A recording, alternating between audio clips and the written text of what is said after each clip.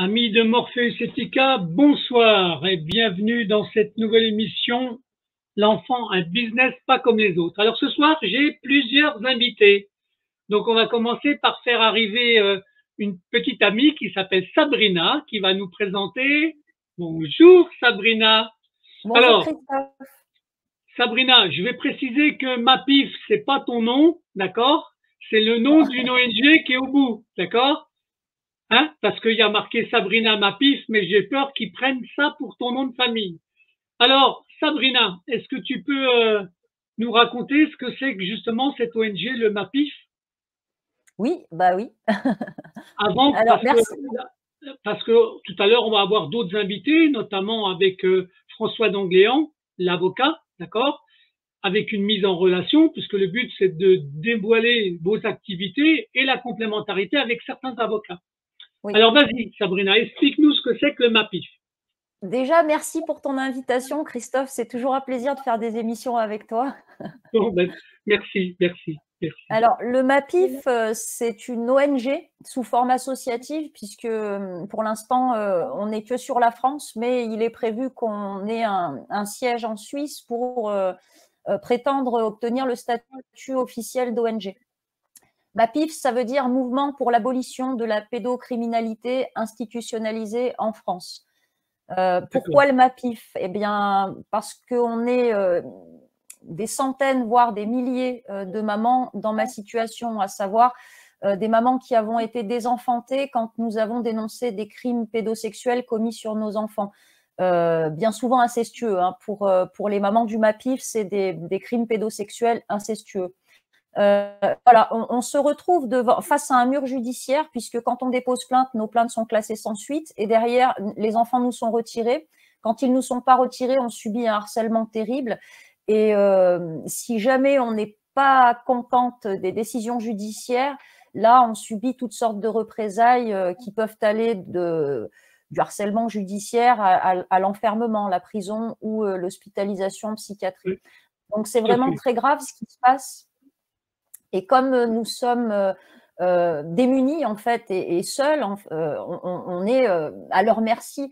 Du coup, on a décidé de s'unir, de se regrouper, voilà, dans une ONG nommée MAPIF. D'accord. Bon, ben c'est une bonne initiative. Je te le dis tout de suite par rapport à ce qui se passe en France, surtout en ce moment, parce que j'ai l'impression que les choses elles s'accélèrent ou elles s'amplifient. D'accord. Alors là, je vois apparaître une fenêtre où il y a Gabrielle, mais je suis pas sûr qu'elle soit vraiment connectée en fait. On regarde. Alors, tu vois? Oui.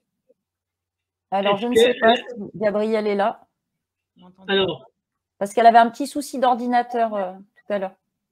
Est-ce qu'on va avoir que sa voix ou on aura son visage ou pas? En principe, on aura les deux si elle arrive à régler ses petits problèmes techniques avec l'ordi. Bon, ben, alors, ce que fait, je l'enlève et j'attends qu'elle mette ça au point. D'accord? OK? Oui. OK. Donc, dans ton ONG, vous êtes déjà combien de personnes ou il y a quoi comme division, comme segment dans cette ONG? Est-ce que vous avez, par exemple, déjà des avocats? Est-ce que vous avez hein? Alors oui, l'ONG existe depuis le 28 août dernier. D'accord. Elle est immatriculée depuis le début du mois, là, depuis le début du mois d'octobre, et on compte déjà une trentaine de membres.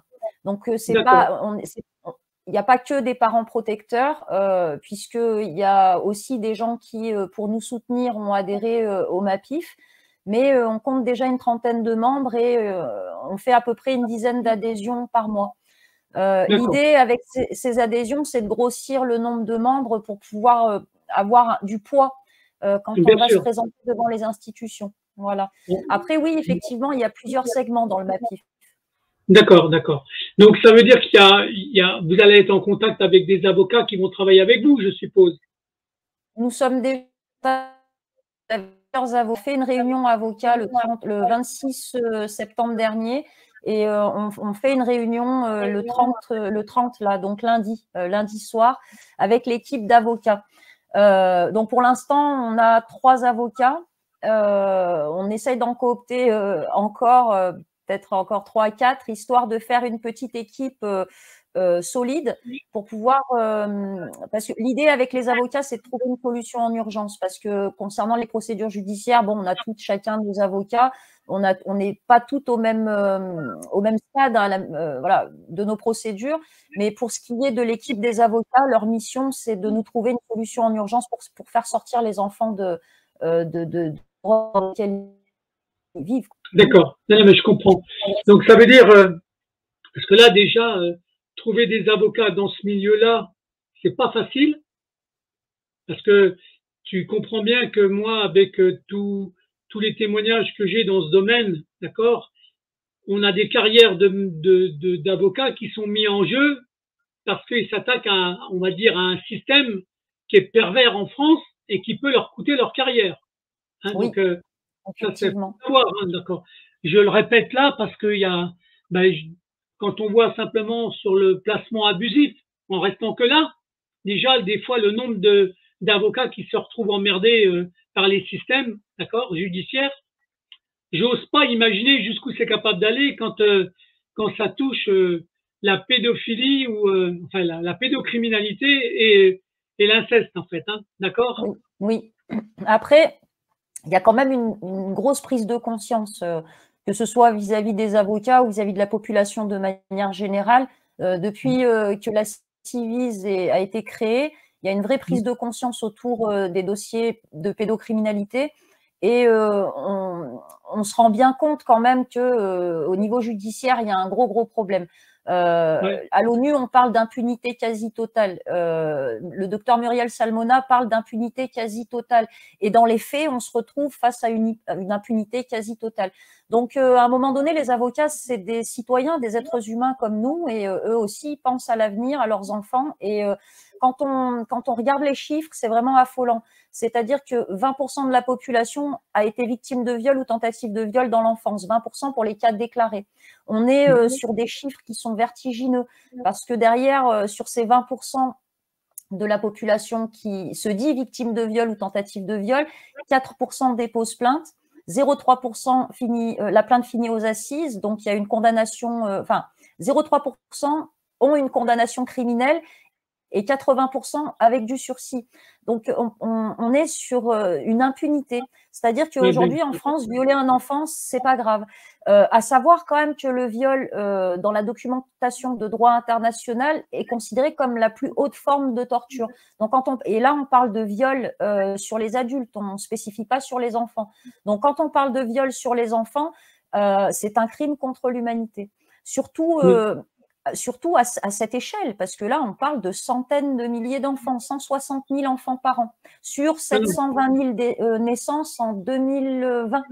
En 2020, on compte 720 000 naissances et 160 000 enfants violés. Voilà. Non, ça ne m'étonne pas et je comprends parfaitement ça, je l'entends par rapport à des témoignages annexes, d'accord, hein, donc parce que il faut bien comprendre que dans le placement abusif des enfants, il y a une connotation aussi avec la pédocriminalité derrière. Hein. On se demande d'ailleurs si c'est pas une manière de fournir de la chair fraîche avec ce système-là, en fait. Hein. Franchement, je te dis, parce que au même titre que j'ai une amie qui magistrate en retraite et lanceuse d'alerte qui dit ça, c'est-à-dire que les placements abusifs, c'est un pourvoyeur de réseaux pédos. Ben, bien sûr. Après, pas tous les placements. Alors, les placements se passent pas tous mal. Hein, oui, mais bien sûr, non, mais ça, j'en ai conscience. Mais quand même, il y a quand même un gros pourcentage qui sont des déviances. D'accord. Il y a déjà un gros pourcentage des placements qui sont abusifs et qui n'ont pas lieu, qui n'auraient pas lieu d'être. Notamment, je crois, c'est entre 50 et 80% selon la Cour des comptes. Donc, voilà. Non, mais en plus, il y a des fois, donc, dans des constats qu'on fait, donc, notamment dans les témoignages, c'est quand une maman a déposé plainte, d'accord, parce qu'il y avait des actes de pédophilie au niveau du père, et que la justice renvoie le gardiennage de l'enfant chez le père, là, tu te dis qu'il y a quelque chose qui colle pas quand même. Hein.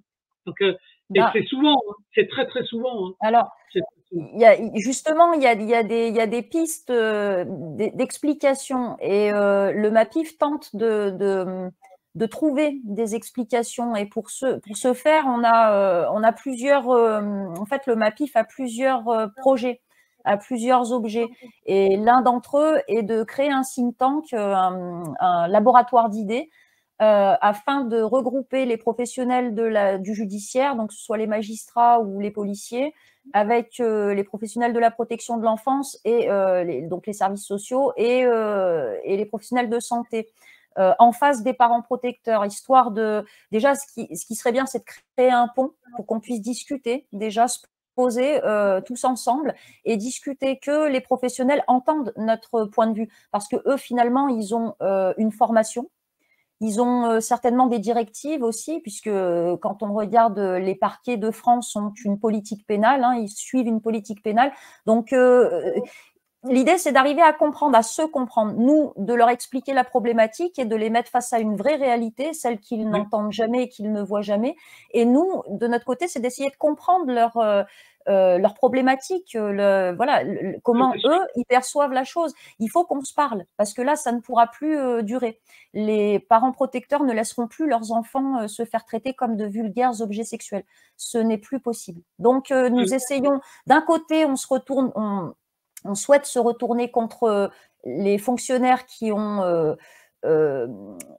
fait défaut, hein, parce que concrètement, c'est ça, qui ont fait défaut dans nos dossiers pour pouvoir nous retirer nos enfants et placer les enfants en situation d'esclaves sexuels chez leur bourreau ou placés en foyer.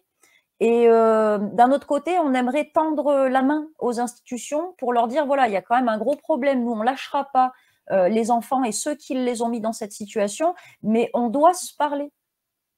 Oui, bien sûr. Non, mais voilà. C'est de la construction, c'est bien sûr. Ça, je comprends ça, Sabrina. Franchement, et je pense même qu'en effet, c'est nécessaire.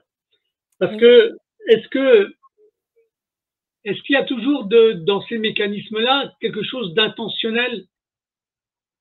Bah, quand un juge fait un faux, c'est pas, je veux dire, il fait pas, c'est pas qu'il fait pas exprès de faire un faux.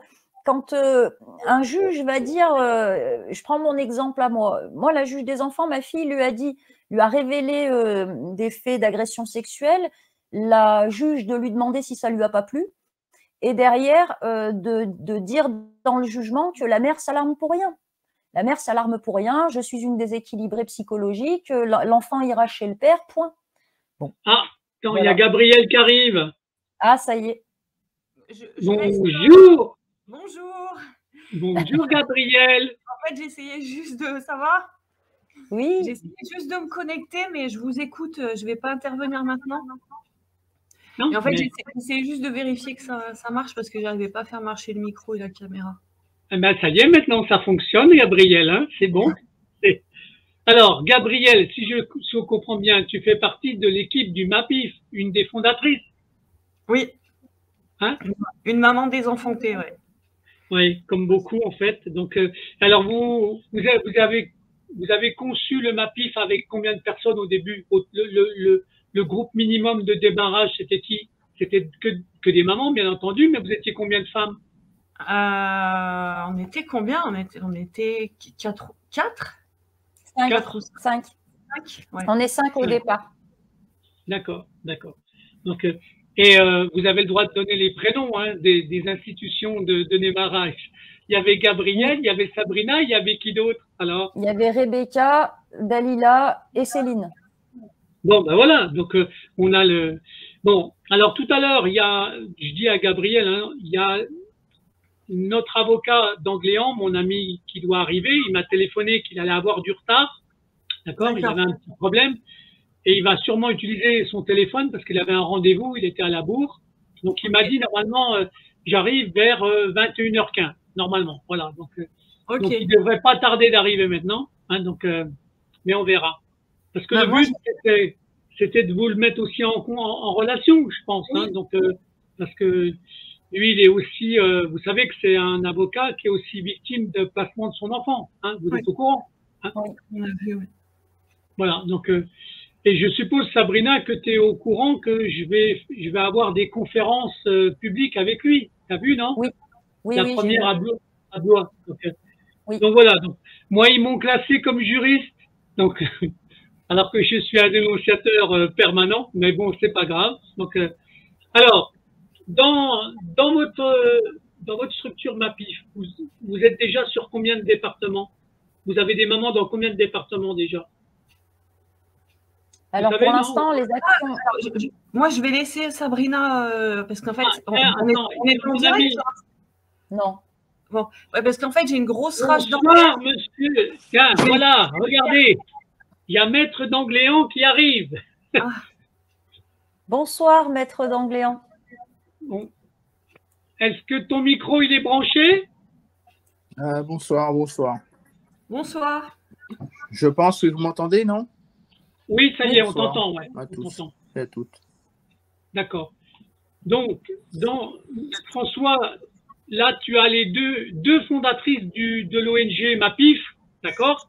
Elles vont te rappeler leur activité pour que tu comprennes et surtout que tu vois qu'il y a un lien par rapport à l'association que toi, tu voulais créer. Hein, d'accord? Tu réexpliques, soit Gabriel, soit Sabrina, le mouvement du MAPIF, en fait. Oui. Je me lance, Gab. Vas-y.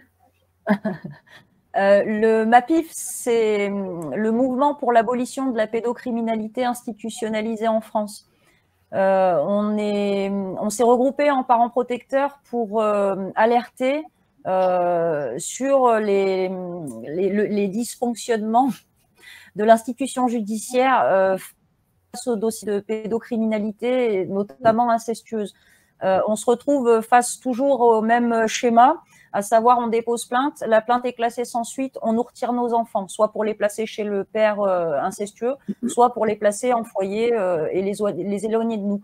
Donc Gabriel aime beaucoup rappeler que c'est de la subornation de partie civile, puisque les 3/4 du temps, on dépose des plaintes avec constitution de partie civile et les enfants sont placés chez leurs agresseurs ou en foyer et après ils ne parlent plus. Voilà. On s'est regroupé parce que en fait on est tout isolés, dispatchés, on est face à un mur judiciaire et du coup on s'est rassemblés pour porter la parole devant les médias puisque face à la justice en gros on n'a pas trouvé d'issue. Voilà, pour résumer. Donc, François, je suppose que tu connais un peu ce mécanisme. On t'apprend rien dans ce domaine-là. Ouais. Je sais pas ce qui se passe, mon truc a… Ah, ça y est. Voilà, ça y est, ça va revenir là. Voilà. D'accord. Ce qui se passe, c'est que on est dans une république, hein. On n'est que dans une république, on n'est pas dans une démocratie, quoi. Voilà, c'est le problème. Hein. Il faut le mettre, s'il faut le dire dans la vidéo, parce qu'on garde un peu secret toutes les connexions qu'on a de partout. Non. Bon, alors vous avez le droit de garder ça secret. Moi, je trouve qu'il y a un moment donné, plus on montre qu'on a des alliances, plus ça fait peur au système qui est derrière. Surtout sur la plateforme, en fait, c'est ça que tu voulais dire, Gabriel? Oui, bah, c'est-à-dire qu'on la connaît, mais après dire qu'on a un groupe signal et tout, je me dis ça peut. Ils vont comprendre qu'il ne faut pas les renseigner en fait. Si on dit ça, on les renseigne et on leur dit qu'on a des connexions de partout et. Oui, voilà. Après, Gabriel, il y a deux manières d'avoir cette approche en fait, d'accord? Soit, parce que moi je fais partie de ce qu'on appelle les lanceurs d'alerte nationaux, d'accord? On a une mission où on nous avait demandé nous de travailler chacun de notre côté sans dire qu'on se connaissait tous, d'accord? Donc et le travail il se fait, on va dire, chacun de son côté. Mais quand on a besoin d'appeler quelqu'un d'un réseau complémentaire, parce que les spécialistes de certains domaines sont importants. Et dans le monde de l'enfance, notamment, quand on voit tous les travers qu'il y a dans le monde de l'enfance en France, d'accord, c'est faire savoir que vous n'êtes pas toute seule, que votre ONG elle est active, même si vous devez cacher certains noms, vous avez le droit, mais montrer que vous n'êtes pas toute seule et que vous avez du réseau derrière, pour moi, ça reste quelque chose de très important.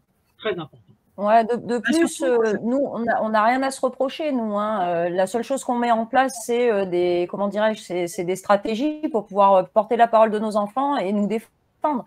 Donc, on n'est pas une association de malfaiteurs.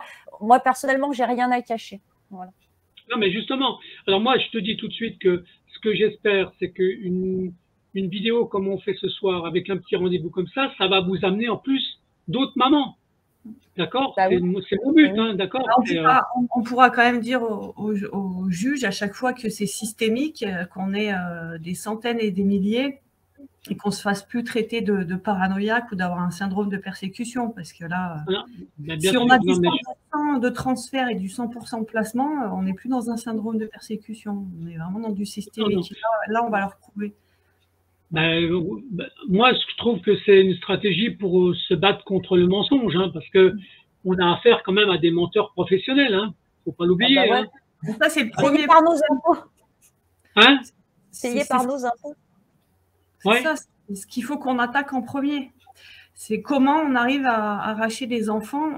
Moi, c'est une des premières questions que je voudrais poser à Maître Danguéan tout à l'heure, c'est comment attaquer les faux, parce que c'est à partir de là en fait que tout. Oui, bien sûr. Il s'agit d'un juge des enfants sur des faux. Dans une affaire. Mais Gabriel, ce qu'il faut savoir, c'est il y a Myriam qui vient d'arriver aussi, d'accord. Il faut bien savoir que la puissance des services sociaux pour pouvoir placer les enfants, c'est justement de ne pas avoir à communiquer les rapports qu'ils font au juge. C'est quand même le premier point. Alors, où il y a des mensonges qui sont inscrits sur papier que vous n'avez pas le droit d'avoir à disposition. Il y en a qui ne respectent pas le droit du contradictoire. Effectivement, il faut se battre. Et ça, c'est illégal. Déjà, dès le départ, c'est illégal. Mais pourquoi ils ont le droit de conserver des pièces que la partie accusée n'a pas le droit d'avoir en copie? Donc, c'est bien ce qu'on dit. Tu dis, c'est la violation du contradictoire. Alors ça arrive pas tout le temps, parce que des fois, les rapports sont accessibles une semaine avant, 5 jours avant. Enfin, voilà, en lecture, pas à disposition en pièces. Ouais, il faut aller chez l'avocat pour les lire et tout ça. Donc, ça, c'est vrai que c'est inadmissible que… Alors, pour que moi, je comprenne un peu mieux, vous avez combien d'enfants chacune, en fait? Moi, 2. 2 garçons et filles? Ou 2 filles, 2 garçons? Une fille de 6 ans et un garçon de 4 ans, qui sont placés depuis 2 ans. Le choix du roi, un garçon et une fille, c'est bien. Hein? Bon, Sabrina, toi, c'était une fille? Oui, hein? Qui a 14 ans. Et Myriam, elle, c'est quoi qu'elle a? 2 garçons. Elle l'a pas dit. Non. Ah ben non, elle le dira pas, elle est partie. Elle a des petits soucis de connexion, ça passe pas, ils ont quel âge ces garçons à Myriam?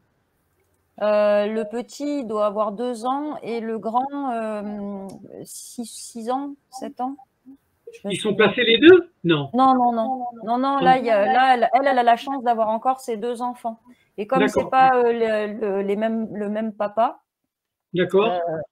Il y a un problème avec un des 2 enfants, mais pas avec le deuxième. Et elle n'est pas en froid avec les 2 papas. Donc, avec le plus grand, ça se passe bien avec le papa, il n'y a pas de problème. Mais c'est avec le plus petit qu'il y a des soucis. Ah bon? Ah, bon, ouais.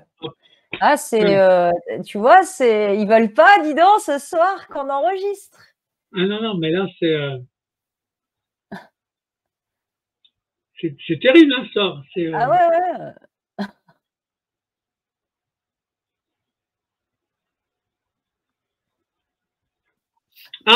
François, il a changé. Oh, t'es sur un PC, François, t'es plus sur ton téléphone. Oui, le téléphone, ça marche pas, non. Ouais. Ah d'accord, ben on t'entend bien et on te voit mieux. Alors. Oui, parce que le téléphone, je crois que mon téléphone n'est pas terrible. D'accord, donc ben là on t'entend bien et visiblement, voilà, reste comme ça dans ta lumière là. Donc, voilà, ouais. Donc, alors, il y avait donc le MAPIF, donc l'association, l'ONG dont on a parlé, et ils avaient des questions à te poser, notamment Gabrielle, mais elle va revenir parce qu'elle a un problème aussi de connexion. Concernant. Après, je peux poser la question moi aussi, je la connais bien. Bah, tu peux lui poser à François pour qu'il puisse répondre éventuellement. Vas-y, Sabrina, pose la question. Quel recours a-t-on avec quand on a un rapport de l'ASE qui est faux? Est-ce que l'inscription de faux, ça fonctionne? Comment on peut faire pour neutraliser ce rapport rapidement? Si vous avez une idée sur la question. Voilà. Non, rapidement, rien n'est rapide dans cette justice républicaine complètement moisie, quoi. Hein, c'est ça le problème. Ouais. On ne peut pas faire d'inscription de faux parce que ce n'est pas des actes authentiques. Et ce qu'il faudrait, je pense qu'il faut déposer une plainte, mais le problème, c'est que la filière pénale ne marche pas bien. Et, enfin, c'est surtout qu'ils ne veulent pas nous la laisser utiliser. Hein. Bah oui. On va presque faire une citation directe, mais bon, c'est un peu difficile. Hein, parce on n'a pas le droit d'avoir ces actes en plus. Sur des faux, les citations directes, ça fonctionne. Est-ce que les rapports de l'ASE, c'est considéré comme des faux au visa de l'article 441-4 ou pas? Est-ce que ces gens qui sont chargés d'une mission de service public, quand ils font un faux, c'est un crime comme les personnes dépositaires de l'autorité publique ou pas, du coup? En principe, ils exercent une mission de service public, hein, donc ce serait un crime. Alors là, il faudrait trouver un juge d'instruction qui arrive qui est d'accord pour faire le travail et c'est quasiment introuvable, quoi. Bah oui, c'est ça. Même avec une plainte simple, la plainte simple au parquet, elle est immédiatement classée quand il s'agit d'un faux. Si on apporte la preuve, un enregistrement, un document. Toutes les plaintes au parquet, ils n'en veulent pas. Hein. Et la justice, ils veulent juger que les gens qui arrivent qui sont amenés par les services de police, et puis quand nous déposons une plainte, nous cherchons à faire une action, j'en ai rien à foutre de nos histoires. Hein. C'est ça le problème. C'est ça. Et comment faire face à ça alors? Qu'est-ce qu'on fait? La base du problème, c'est bien la base quand il y a des enquêtrices ou une MIJ ou un service AEMO ou un ASE. C'est à partir des faux que ça commence.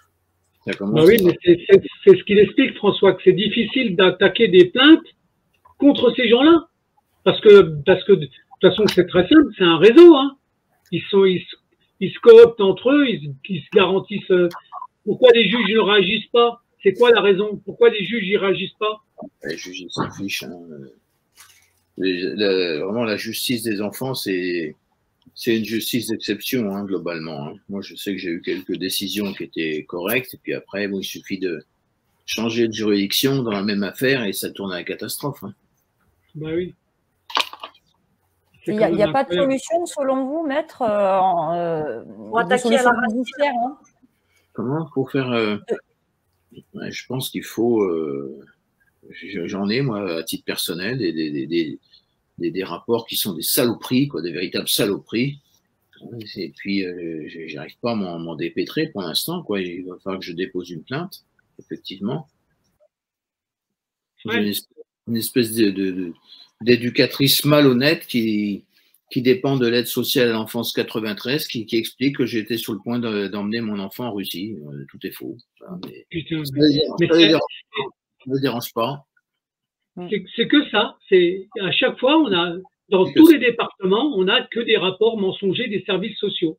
Alors d'abord, ce qu'il va falloir faire, c'est comment dire, il y a une disposition du Code de procédure civile qui pose le principe que les parents n'ont pas le droit d'avoir les pièces de la procédure. Juge des enfants. Ça a réformé ça. Il faut massivement adresser des lettres, des requêtes au Premier ministre, là, Madame Borne, pour voir si elle est bornée ou si elle fait le travail, pour lui dire pour lui demander d'abroger ce décret, ce texte. Puis c'est 1389 ou 1189, quelque chose dans ce goût-là. D'accord. Quand on estime qu'un acte réglementaire, parce que le code civil est pris sous la forme législative, mais tout ce qui est code de procédure civile, ce sont des actes réglementaires, c'est-à-dire ce sont des actes administratifs réglementaires à portée générale pris par le gouvernement. Donc, dans ce cas de figure, on peut écrire au Premier ministre, qui est le chef du pouvoir exécutif, pour lui demander de rétracter et d'annuler cette disposition Et ensuite, s'il n'y a pas de réponse, il n'y a jamais de réponse. De toute façon, ils se moquent de nous. La seule chose qui les intéresse, c'est percevoir leur argent à la fin du mois, et utiliser nos voitures de fonction et boire notre champagne. Et ensuite, pour le reste, ils n'en ont rien à faire. Donc, il va falloir organiser une campagne dans la France entière pour écrire. Je vais faire une lettre type, une requête type, et tout le monde va l'adresser à Elisabeth Borne pour lui dire, Madame, vous rétractez immédiatement cette disposition parce que nous avons besoin d'avoir ces documents pour, le cas échéant, engager des actions pénales contre ces éducateurs faussaires. D'accord, ouais. Et puis, François, ce serait quand même un minimum de respect du contradictoire, en fait. Ah bah oui, mais il n'y a pas de contradictoire. La justice en France, c'est une justice un petit peu limite de type section spéciale. Et le pauvre ministre, le ministre de la Justice, là, Dupont de Moretti, lui, je crois qu'il a fait une réponse il n'y a pas très longtemps en expliquant que c'est très bien comme ça et que les placements d'enfants, c'est pas une mesure de comment dire, de privation de liberté, c'est une mesure de protection, quoi. C'est ce type. J'espère que Dupont de Moretti sera sévèrement condamné par la Cour de justice de la République et que il dégagera du ministère de la Justice, hein, parce que ce personnage ne fait pas le travail. Ah oui, ça ne m'étonne pas, mais ça fait un moment qu'il ne fait pas le travail.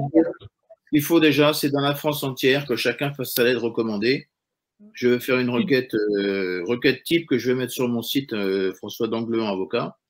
Et puis, les gens auront juste à faire un copier-coller, ils mettent leur nom, leur adresse, et ils rappellent à Elisabeth Borne qu'elle est payée pour faire un travail. Et qu'on exige maintenant, on exige, hein, c'est pas à leur volonté, on exige que ces pièces soient communiquées aux parents.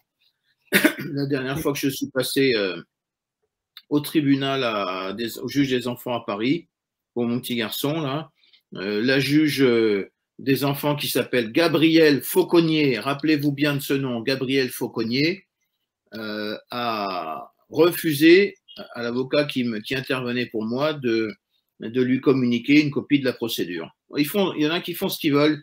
En gros, ils s'installent à leur compte chez nous, dans nos institutions. C'est à nous de situer la fin de la récréation, hein, de leur dire maintenant, ça suffit, on veut les pièces de la procédure. Et puis, on exige que la situation est tellement grave qu'on va exiger, à titre exceptionnel, le rétablissement du bagne. Hein, et pour tous ceux qui trafiquent dans l'exercice d'une mission de service public, eh bien, il faudra qu'on puisse les condamner au bagne et il faudra des cours d'assises particulières avec un juge qui préside, c'est tout, et 10 ou 12 jurés qui vont prendre les décisions sur la culpabilité des uns et des autres. On ne peut pas continuer comme ça. Ce serait bien ça, François. J'imagine voir ça dans les prochains mois. Mais franchement, qui ne demande rien à rien, hein, de toute façon. Ouais, non, mais je suis d'accord. Mais par contre, la lettre dont tu parles, qui va être un modèle que tu vas mettre à disposition du voilà, en fait. Hein? Comment? Et les gens l'envoient par lettre recommandée à Elisabeth Borne. Et au bout de 2 mois, s'il n'y a pas de décision, alors on peut saisir le Conseil d'État pour lui demander d'abroger le texte, d'annuler le refus du Premier ministre, d'abroger le texte. Bien sûr, le Conseil d'État ne voudra pas, mais ce que l'on va faire, on va utiliser une technique nouvelle là, auquel je n'avais pas pensé jusqu'ici. Il y a ce qu'on appelle la possibilité de déposer des questions préjudicielles. C'est-à-dire quand on est devant la Cour de cassation ou devant le Conseil d'État, on peut poser une question préjudicielle à la Cour de justice de l'Union européenne. Et dans ce cas de figure, lorsque la juridiction devant laquelle on dépose cette question préjudicielle est une juridiction qui statue en dernier ressort, c'est-à-dire Conseil d'État ou Cour de cassation, ces juridictions ont l'obligation de transmettre les requêtes à la Cour de justice de l'Union européenne pour que cette juridiction donne un avis. Et alors là, on fera des requêtes en dénonçant cette manière républicaine de falsifier trop souvent les rapports de ces gens de l'aide sociale à l'enfance. Oui, d'accord. Ça peut être bien. Vous allez solliciter vos clients, maître, pour envoyer cette lettre? Ah oui, je vais demander à tout le monde d'envoyer cette lettre à Elisabeth Borne. Elisabeth Borne passe son temps à se plaindre. Elle est originaire d'Ukraine, d'ailleurs, je crois. Je ne sais pas pourquoi on l'a mis Premier ministre. Et apparemment, on verra bien si elle fait le travail, mais à mon avis, elle ne fera pas le travail. Parce que j'ai envoyé, vous savez que la protection de l'enfance est placée directement sous le patronage du Premier ministre, c'est en l'espèce Elisabeth Borne. Et elle a une secrétaire d'État à la protection de l'enfance, Charlotte Cobel ou Combel, quelque chose comme ça. Cobel. Cobel, voilà. Et je sais que c'est une magistrate, donc une juge. Enfin, je dis magistrate. Pour moi, il n'y a pas de magistrat en France, il n'y a que des juges.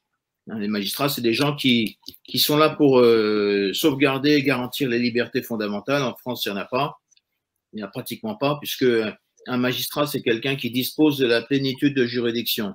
C'est-à-dire, il peut trancher des questions constitutionnelles. Alors qu'en France, un juge ne peut pas trancher des questions constitutionnelles. C'est le cas aux États-Unis depuis 1804. Hein. Dans n'importe quelle, la plus petite juridiction, on peut dire, bah, tiens, j'écarte cette loi pour faire prévaloir un principe à valeur constitutionnelle. Et donc, il va falloir engager une grande campagne pour effectivement demander au Premier ministre, là, Madame Borne, d'abroger cet article. Au bout de 2 mois, il y aura une réponse, on ira devant le Conseil d'État. Et là, pour aller devant le Conseil d'État, il faut un avocat, mais je ferai une requête, une action je peux faire une action et mettre 10, 20 personnes, 30 personnes en même temps. Hein. Et on déposera une question préjudicielle, c'est-à-dire demander à la Cour de justice de l'Union européenne si cette manière de faire, c'est-à-dire de cacher, de faire une justice cachée, une justice d'exception, en fait. Hein. Et vous avez même je crois qu'à la Cour d'appel dans le Jura, là, je ne sais pas, comment je me rappelle plus, la Cour d'appel qui est dans le Jura, elle se prénomme formation spéciale pour les enfants. On n'est pas dans des sections spéciales, mais presque. Hein. Mais en fait, ce qui se passe, c'est que la justice française, elle a été fortement abîmée pendant la Seconde Guerre mondiale, parce que durant cette période, il y a pas mal de juges et de procureurs qui ont pris des mauvaises habitudes. Et à la Libération, on en a révoqué 300, mais on les a révoqués par acte administratif et disciplinaire et des actes de sanction du ministre de la Justice. Et ils ont contesté ces décisions devant le Conseil d'État. Et sur les 300 révocations, vous en avez 280 qui ont été annulées. Alors, ils sont revenus avec leur méthode de malfaisants. Et puis, comme ils étaient censés être expérimentés, on les a mis au bon poste, et ils ont commencé à formater, à expliquer aux autres comment il faut faire pour ne pas rendre la justice. Parce que c'est ça, la justice républicaine, ça ne nous intéresse pas. Hein, et il faut qu'on fasse une association des victimes de la justice républicaine, carrément. Oui, ben, ça, c'est. Il y a du monde, hein. Franchement, François. Il y a 6 millions. Je ne comprends pas que dans les soi-disant partis politiques, là, il n'y a personne qui s'empare de cette question. Ça ferait beaucoup d'électeurs parce que il y a 6 millions de personnes en France qui sont, pris avec la justice à un titre ou à un autre, hein, que ce soit les divorces, les machins et ceci. Et pour tout le monde, c'est un cauchemar. Pour tout le monde, c'est un cauchemar. François, là, quand on voit, par exemple, la nouvelle mesure qui vient d'être prise il y a quoi, il y a quelques mois, concernant comment dirais-je, les lois, où quand il y a une sanction qui est rendue avec une amende, enfin un article où tu es condamné, si tu payes pas, tu n'as plus le droit de faire de recours. Ouais, non, mais c'est incroyable, c'est incroyable. Ils veulent, de toute façon, ils veulent nous réduire à l'esclavage, hein, ces gens-là. Hein. C'est le problème de cette République, c'est qu'on a une bande de petits vieux. Hein, et la vieillesse, c'est pas une question d'âge, hein, c'est une question de mentalité. Et tous ces gens, c'est une bande de petits vieux qui ne font rien, ils ne travaillent pas. La seule chose qui les intéresse, c'est de profiter de nos voitures de fonction, de l'essence gratuite qu'on leur paye, et puis boire nos bouteilles de champagne, nos bouteilles de vin et se prélasser dans nos palais de la République. Donc il va falloir que les gens commencent à se dire que c'est la chose la plus importante. Mais tout à l'heure, François, quand tu parlais de la requête qu'il y avait à faire, que tu ferais, est-ce que c'est une requête qui peut être co-signée par d'autres personnes ou pas? Oui, tout le monde peut la faire. Il faut qu'il y ait des centaines de requêtes qui arrivent chez Elisabeth Borne, là. Qu'elle se rappelle qu'elle est là pour défendre l'intérêt général et pas pour parlementer et parler et ne rien faire.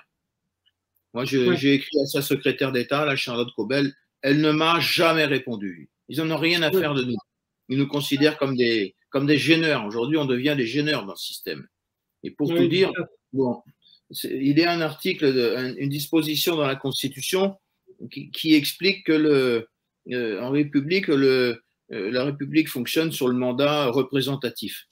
Et le mandat représentatif, c'est tu votes pour moi et après je fais ce que je veux, t'as pas de réclamation à faire. Et ça, c'est vraiment la tare fondamentale du système républicain. Alors que normalement, il doit y avoir une relation entre les citoyens qui sont propriétaires du système et puis les gens qui servent dans les services publics et autres institutions. Il doit y avoir, il faut qu'ils soient liés par un mandat comment dire, impératif, c'est-à-dire qu'ils doivent faire ce pourquoi on les paye.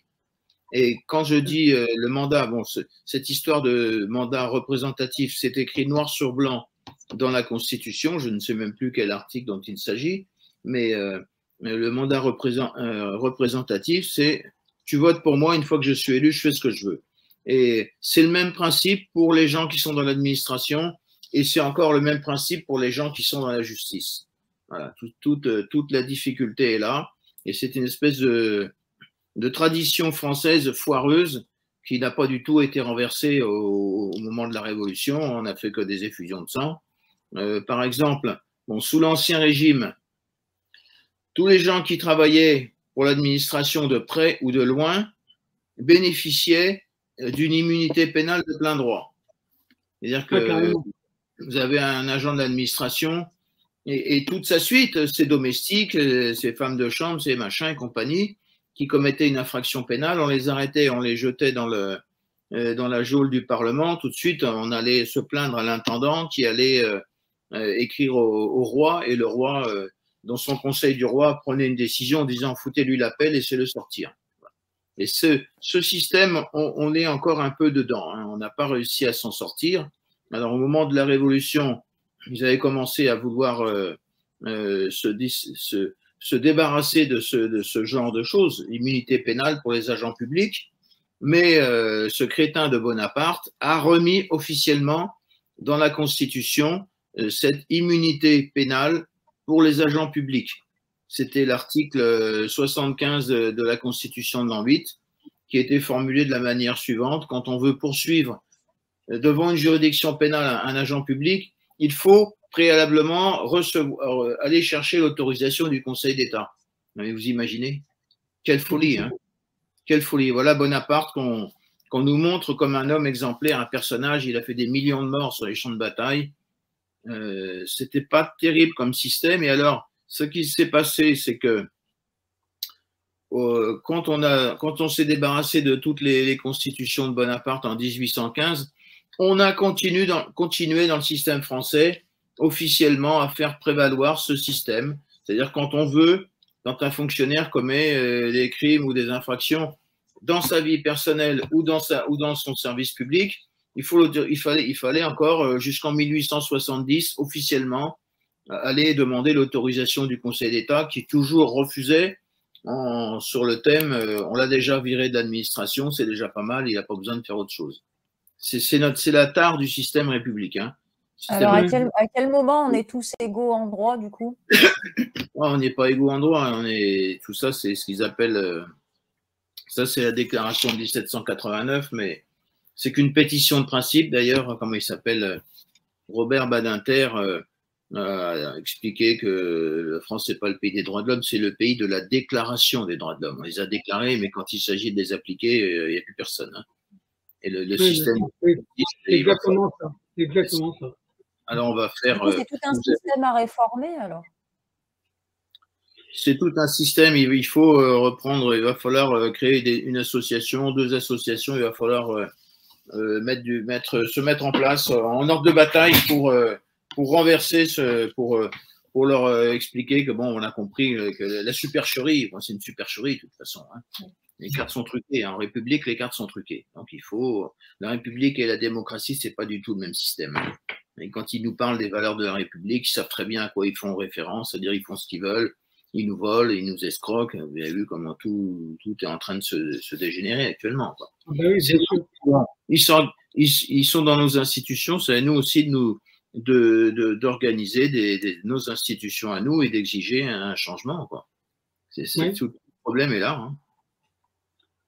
Il faut l'alliance du peuple, en fait. Tout à l'heure, vous parliez de les mettre aux assises, mais des assises spéciales. Comment on fait ça? Il faut que les parlementaires fassent le travail. On va dire maintenant, vous avez voté une nouvelle loi, vous allez nous faire une cour d'assises où il y aura un président qui sera là pour diriger les débats, mais qui ne prendra pas de décision. Parce qu'aujourd'hui, dans les cours d'assises, il y a 3 magistrats qui sont prépondérants. Ils arrivent quelquefois et trop souvent, malheureusement, à manipuler les jurés. D'ailleurs, les jurés, on a envie de s'en passer actuellement. Hein. Aux États-Unis, il y a eu les cours départementales, là, c'est ça? Voilà, des espèces de cours où on veut juger sans les jurés, quoi. Est-ce que ça coûte trop cher, c'est trop long, je ne sais pas ce qui se passe. De toute façon, on distribue de l'argent partout. Alors, je ne vois pas pourquoi il n'y a pas d'argent pour la justice. Hein. Oui, ils ont arrêté de fermer le robinet. Ils disent qu'ils n'ont pas de moyens, mais bon, en même temps, les moyens, ils les mettent. Moi, personnellement, ils ont mis beaucoup de moyens pour me faire taire et ils mettent beaucoup de moyens pour faire taire les parents protecteurs et juste pour parler de nous, hein, sans parler du reste. Et partout. Bon, ce qu'il va falloir faire, c'est créer. On va faire ça bientôt. Là, j'ai pratiquement fini les statuts. Je vais les mettre sur mon site internet. On va faire donc l'association des victimes de l'aide sociale à l'enfance. Des éducateurs faussaires et des juges complices, hein, parce que c'est tout un système. Hein. Ah, bien sûr. Il va falloir expliquer qu'on a des gens qui se moquent de nous dans cette histoire. Et puis ensuite, on fera tout ce qu'il faut, hein, et réclamer des modifications législatives. Alors, ce qu'il va falloir faire, le problème, c'est que les parlementaires, c'est une bande de feignants, hein, c'est une bande de baltringues qui sont des petits vieux avant d'avoir été jeunes, tout pas le travail.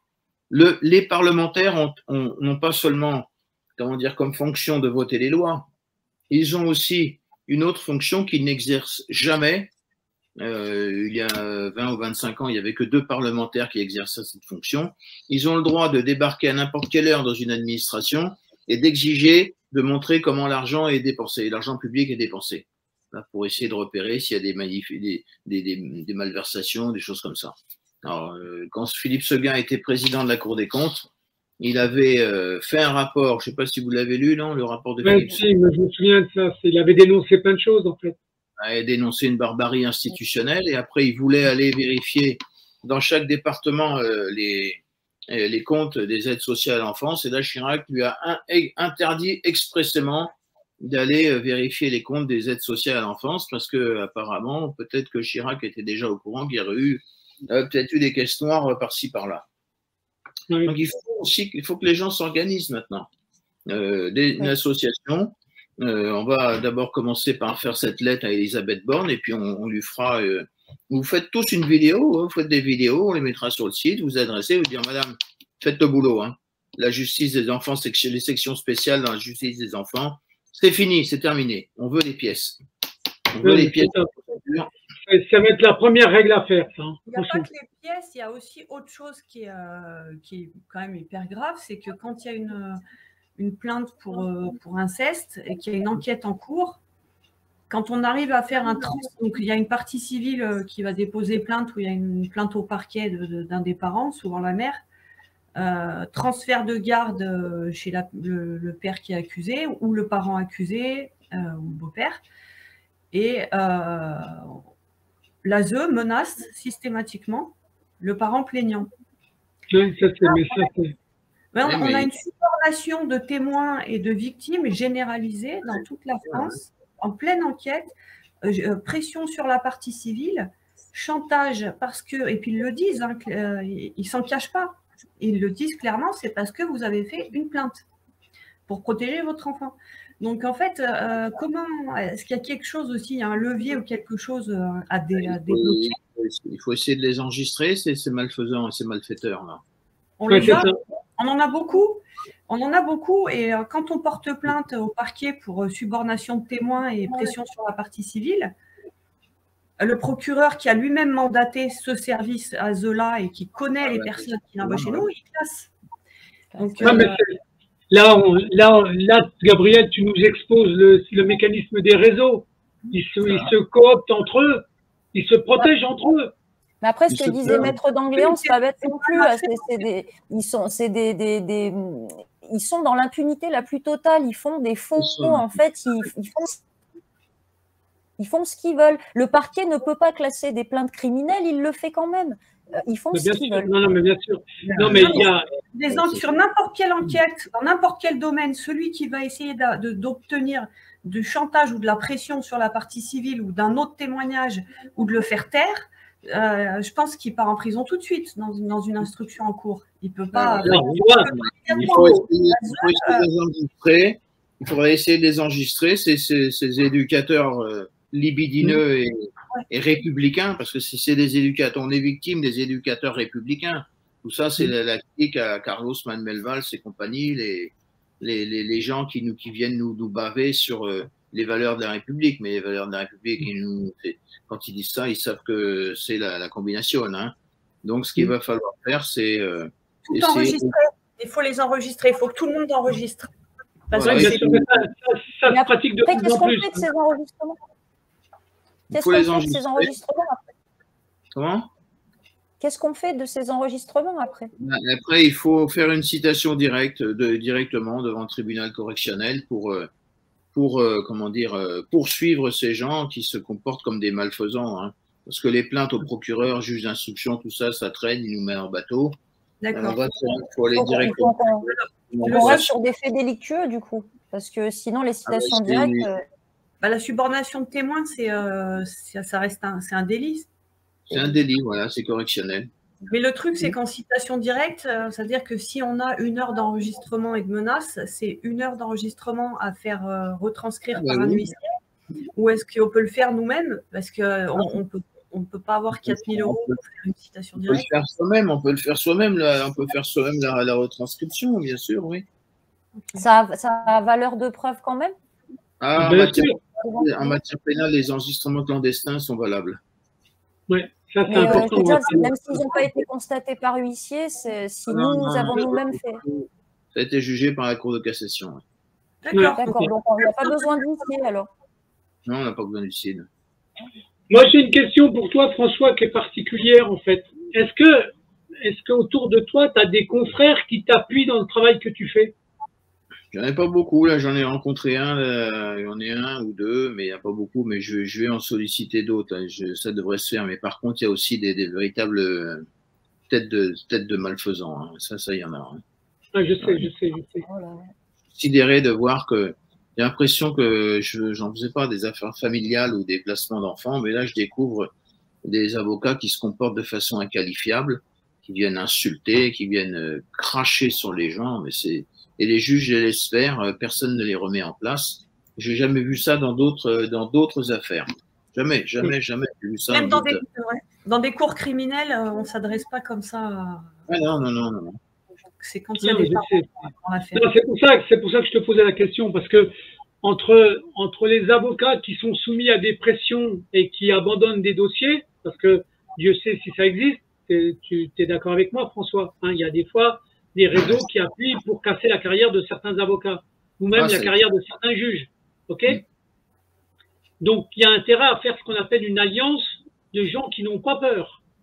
Autant tout à l'heure, tu as dit qu'il fallait faire une alliance ou un regroupement des victimes, mais il y a aussi intérêt à avoir l'alliance de certains juristes, de certains avocats qui sont capables de combattre le système. Oui, alors ce qu'on va faire, plus que des avocats, ce qu'on va faire dans l'association des victimes de l'aide sociale à l'enfance, des éducateurs faussaires et des juges complices, il y aura deux articles un peu spéciaux.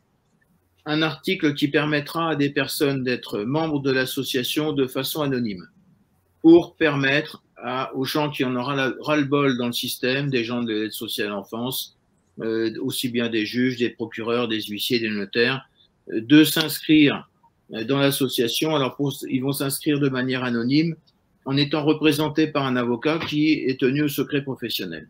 Donc, il y aura, ces personnes-là pourront participer à l'association et donner des informations, bien sûr.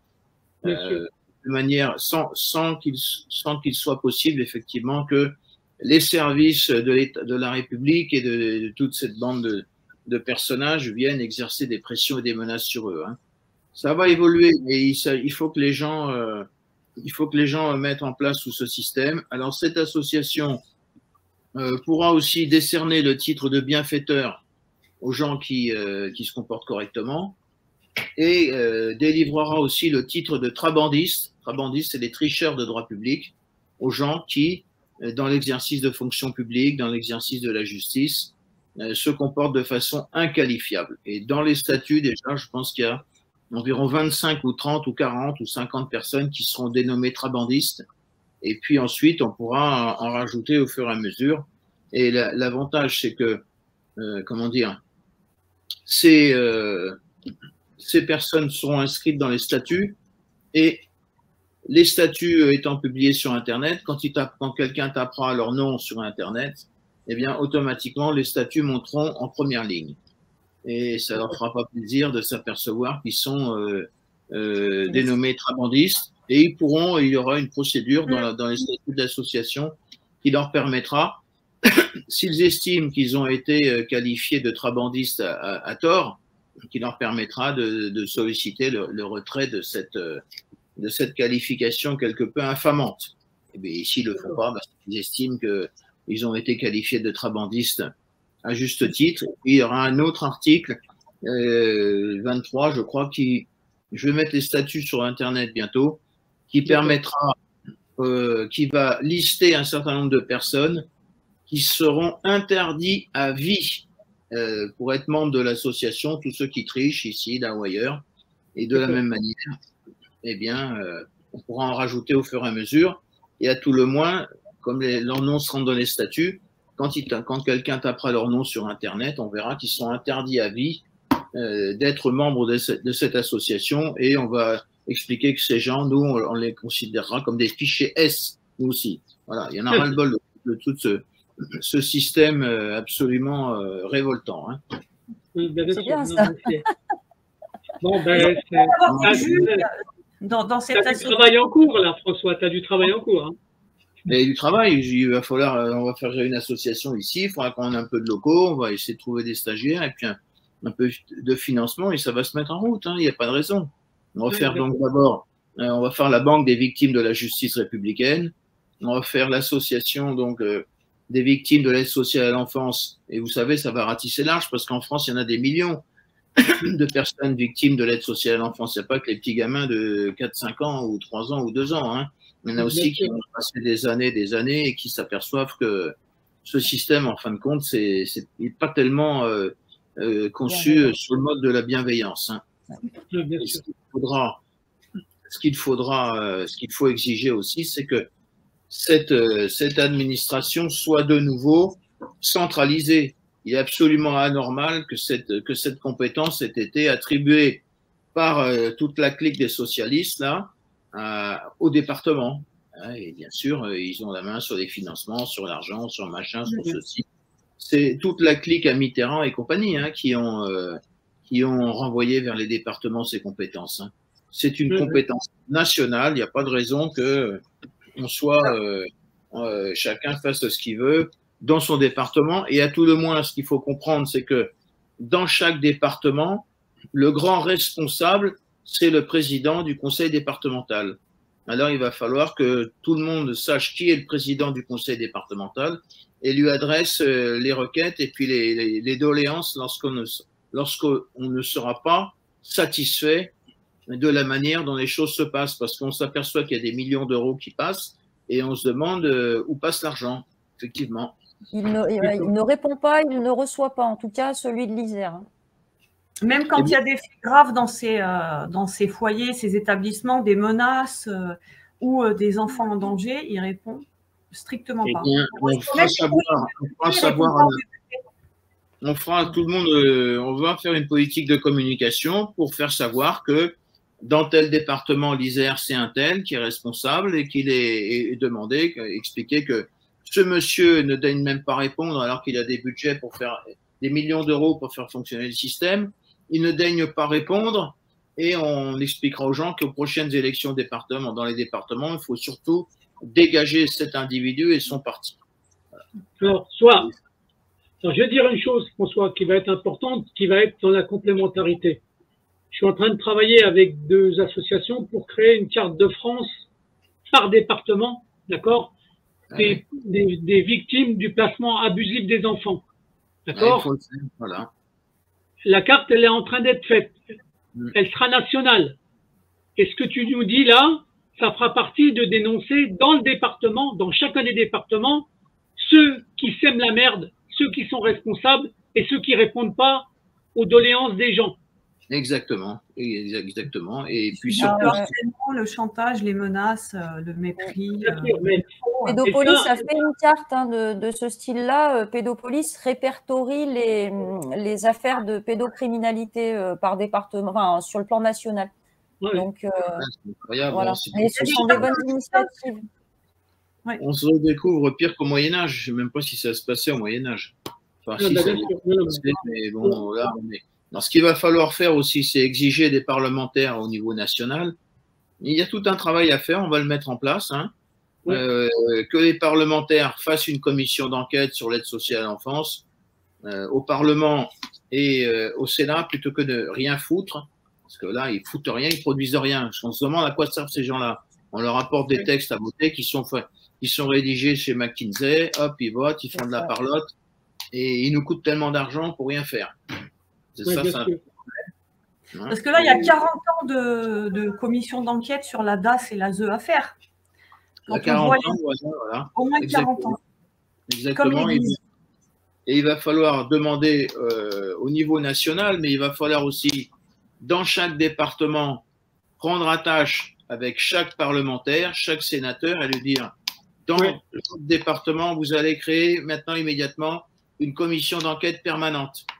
Et si vous voulez, sur les problèmes de l'aide sociale à l'enfance, les financements, les placements abusifs, etc. Et si vous voulez pas faire le travail, vous foutez le camp, dégagez, déguerpissez. Et aux prochaines élections, vous dégagez. Non, mais c'est vraiment invraisemblable de voir ce qui se passe dans ce pays. Mais bien sûr, non, mais je suis d'accord avec toi. Franchement, comment lutter contre les trafics d'influence autour des dossiers pédos? Parce que les rapports, en fait, depuis plus de 20 ans à l'ONU, les rapports disent que les pédos qui sont mis en cause ont quasiment systématiquement des liens avec des personnes qui travaillent dans les institutions. Comment briser ces réseaux d'influence? Comment faire dans les dossiers pédos? Parce que on n'est pas tous concernés par les placements derrière. Et comment faire pour ce qui est des dossiers de pédocriminalité où on est sur du placement inversé, et pas des placements en foyer, mais un placement chez l'agresseur, en fait? Chez l'agresseur, ben ça, je ne sais même pas, j'en ai pas eu beaucoup, j'en ai pas eu du tout, même pour l'instant. Mais j'ai l'impression que les services des Nations Unies déjà n'ont pas l'air très efficaces. Ils ne peuvent pas faire grand-chose, en fait. Et vu que c'est pas contraignant, leurs avis. Eh ben, il va falloir, dans chaque département, on a 95 départements en France métropolitaine, il y a 95 procureurs. Donc, c'est pas beaucoup de gens. On a tout le système qui est bloqué ici par 95 personnes, là. 95 procureurs, 95 présidents de conseil départemental. C'est invraisemblable comme histoire. Alors, on a à Grenoble un procureur qui est quand même assez intéressant, parce que lui, il insulte les justiciables sur Twitter, moi en l'occurrence, mais pas que. Il place les mères de famille, moi en l'occurrence, mais pas que, en garde à vue pour des faits de diffamation ou outrage public. Voilà. C'est ce genre d'énergumènes qui, eux, ont l'autorité publique, qui sont dépositaires de l'autorité publique et qui sont censés faire respecter les lois, les faire appliquer, les respecter, les faire respecter. Du coup, quel recours on a face à ces énergumènes, puisqu'on ne peut pas les traîner devant le tribunal, on ne peut pas les attaquer? Le procureur de Grenoble, il s'appelle comment actuellement? Éric Vaillant. Éric Vaillant. Il était à Cayenne avant, je crois. Ah bon. Et si vous insultez, moi, il ne m'a pas insulté pour l'instant. Si vous moi, il m'a insulté, oui. Peut-être qu'on peut faire une procédure pour injure. Ah bah non, c'est vieux l'injure, hein. C'est-à-dire que depuis, j'ai eu droit à des procédures et des condamnations bâillons, donc ça fait 2 ans que je me tais, puisque le substitut avait demandé en audience de rentrer en voie de condamnation parce qu'il ne savait plus comment me faire taire. Donc j'ai été condamnée, voilà, pour que je me taise.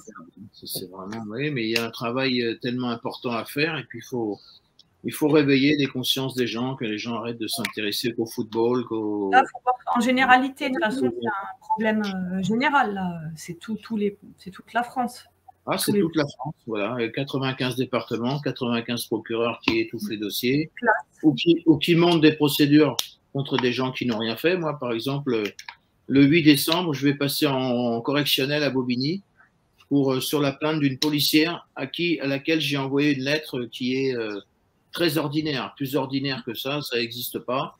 Il n'y a pas d'infraction. Je suis poursuivi par le procureur Éric Matet de Bobigny pour pression et menace sur une policière. Voilà. J'ai déjà fait presque 48 heures de garde à vue. Et cette personne n'est même pas policière, elle est adjointe de sécurité. Et elle fabrique des faux procès-verbaux en se prétendant agent de police judiciaire. Et le procureur de Bobigny, eh bien, il voit pas de problème. Il voit pas de problème. Il n'y a pas de problème pour lui. C'est incroyable, hein? Oui, c'est incroyable. C'est incroyable, et on a vraiment l'impression d'être dans une machine qui compresse les justiciables, et il n'y a pas de recours, il n'y a pas de sortie, il n'y a pas d'échappatoire, il n'y a pas de recours. C'est terrifiant. Mais il faut commencer à faire ces associations, et les choses devront évoluer, je pense. Bon, alors sur les inscriptions de faux, j'en ai gagné 2 de façon quand même satisfaisante. Sur quel document? Sur des jugements? Sur des décisions de justice, oui. Alors j'en ai gagné. D'abord, j'avais pris connaissance de l'affaire du bon docteur Michel Pinturault. Si vous allez sur Internet, le bon docteur Michel Pinturault, juge Nicole Cochet. La juge Nicole Cochet avait fabriqué 2 faux jugements dans l'affaire du bon docteur Michel Pinturault à Bordeaux. Alors, elle avait fabriqué des décisions sans audience en prétendant qu'elle avait entendu les parties et les avocats. Donc, ça a été démontré. Comment? Ça allait loin quand même, hein, de dire qu'il y avait une audience, qu'elle a entendu et qu'il y avait personne. Oui, des méthodes. Ils n'ont peur de rien, là. J'ai peur de rien, j'ai le jugement, là, c'est par ces motifs, je vais le remettre sur Internet bientôt, faire un rapport sur les inscriptions de faux, dit que le jugement du 15 mai 1995 constitue un faux, et ça remonte un petit peu à une période, mais bon, pas pour autant, elle siège toujours, elle siège à la première chambre civile de la Cour d'appel de Paris. Imaginez. Ils ne sont jamais réprimandés, ils ne sont jamais punis, il n'y a pas d'alternative, en fait, on n'a pas de recours. Ces gens sont dans l'impunité la plus totale. Le docteur Pinturault a essayé de le faire condamner au pénal, mais il n'a pas réussi. Et puis, il a quand même gagné les inscriptions de faux. C'est déjà un miracle. Ouais. Et ce que j'ai obtenu comme inscription de faux, c'est en 18 mois, j'ai obtenu la validation de 2 inscriptions de faux contre des décisions pénales de la Cour d'appel d'Amiens. Alors, à chaque fois, ils expliquaient que le prévenu a eu la parole l'an dernier. Bon, dans une affaire, il n'était pas là, donc il risquait pas d'avoir la parole l'an dernier. Donc ça a été jugé faux en écriture authentique. Et dans l'autre affaire, c'est à peu près la même chose. Une juge qui avait décidé de dire aux gens, aux prévenus, taisez-vous. Hein, j'étais dans la salle d'audience. Ils ont demandé à avoir la parole l'an dernier. Elle leur a dit, taisez-vous, fermez-la, vous avez un avocat. Et après, elle a bricolé la décision en prétendant que j'avais eu la parole l'an dernier et qu'après, les prévenus, l'un et l'autre, avaient eu la parole l'an dernier. Donc là, j'ai réussi aussi à valider une inscription de faux. Et elle n'est pas définitive, hein, mais ça va venir. Et j'ai un autre dossier à Évreux dans une affaire familiale où, pareil, monsieur n'était pas là, son avocat n'était pas là, et on trouve la formule. Le juge a entendu les parties et les avocats. Donc, si monsieur n'était pas là et qu'il n'avait pas d'avocat, il ne pouvait pas être entendu. Donc ça va être une formidable inscription de faux qui va être jugée. D'ici quelques temps, j'en aurai une vingtaine, certainement. Mais les condamnations, Ça serait à peu près quoi, vu que c'est pas courant? Comment? Les condamnations, ça donnerait quoi sur un… Non, mais il n'y a pas de condamnation là. C'est une fois qu'une mention d'une décision de justice est jugée faux en écriture, c'est une procédure. Ça annule. Ça annule. Ça annule le jugement. C'est tout. Il n'y a rien sur le magistrat qui a écrit un faux, donc il n'est jamais inquiété. Il y a des circonstances particulières où on pourrait envisager une procédure en cour d'assises, mais on n'y arrive pas. Et pourtant, il y a obligatoirement transmission au ministère public. C'est le ministère public qui devrait saisir un juge d'instruction quand il reçoit une instruction de faux. Ils se protègent entre eux. Là. Il va falloir réformer les parquets. Ils sont au service. Ça ne marche pas. Les parquetiers, ça ne marche pas. Alors, ce qu'il va falloir faire, c'est la même chose. Il faut remonter à la Cour de cassation, première instance, appel, Cour de cassation. Et à chaque fois, mettre une question préjudicielle pour les forcer à la transmettre à la Cour de justice de l'Union européenne pour que cette juridiction dise « Attendez, ça ne va pas, vous êtes obligé de rendre la justice. Hein. » Et vous pensez que la Cour de justice de l'Union peut réellement apporter une solution ou la Cour de justice de l'Union européenne fera le nécessaire parce que déjà, il y a plusieurs années en arrière, il y avait une espèce de discussion autour de la profession de notaire. Alors la France restreignait l'accès de la profession de notaire aux gens qui avaient la nationalité française. Alors on peut le faire, mais sous réserve que pour les professions qui, dans lesquelles les personnes exercent des missions ou des prérogatives de puissance publique. Et là, la discussion a été conduite devant la Cour de justice de l'Union européenne, je crois que c'était en 2011, et ça portait autour de cette discussion, et le gouvernement français est venu raconter des âneries, hein, des véritables âneries, en expliquant qu'un notaire exerçait des missions de service public et des prérogatives de puissance publique. Ils se sont fait rétamer, la Cour de justice de l'Union européenne a dit non, un notaire n'exerce ni des prérogatives de puissance publique, ni une mission de service public. C'était en relation avec le fait que les notaires,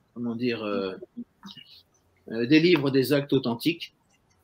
C'est pas une mission de service public, c'est un mode de preuve particulier, et c'était en relation avec le fait que les notaires peuvent produire ce qu'on appelle des copies exécutoires à ordre, c'est-à-dire lorsqu'un notaire enregistre un contrat de prêt, il peut ensuite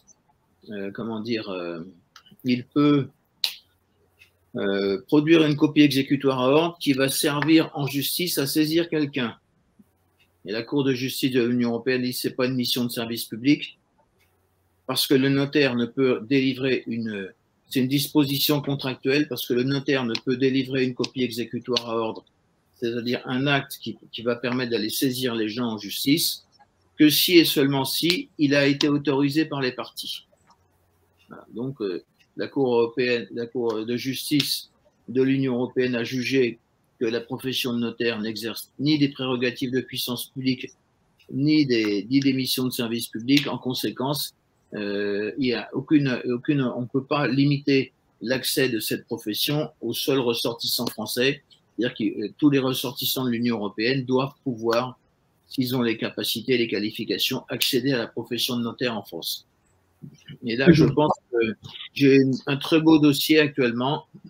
C'est un dossier dans lequel j'ai fait justement juger faux en écriture authentique une décision de la Cour d'appel d'Amiens. La Cour d'appel, alors là, c'est un dossier un peu particulier parce qu'il y a deux décisions de Cour d'appel. La première décision prononce la culpabilité. Monsieur, vous êtes coupable, et prononcer une peine. Et le pourvoi en cassation a cassé uniquement sur la peine, pas sur la culpabilité. Donc l'affaire est revenue devant la Cour d'appel et la Cour d'appel a fixé une sanction. Bon, le gars avait été déclaré coupable de vol par escalade, alors que au jour et à l'heure du vol, témoignage du propriétaire de la voiture, ce gars-là, il était à 70 km de distance.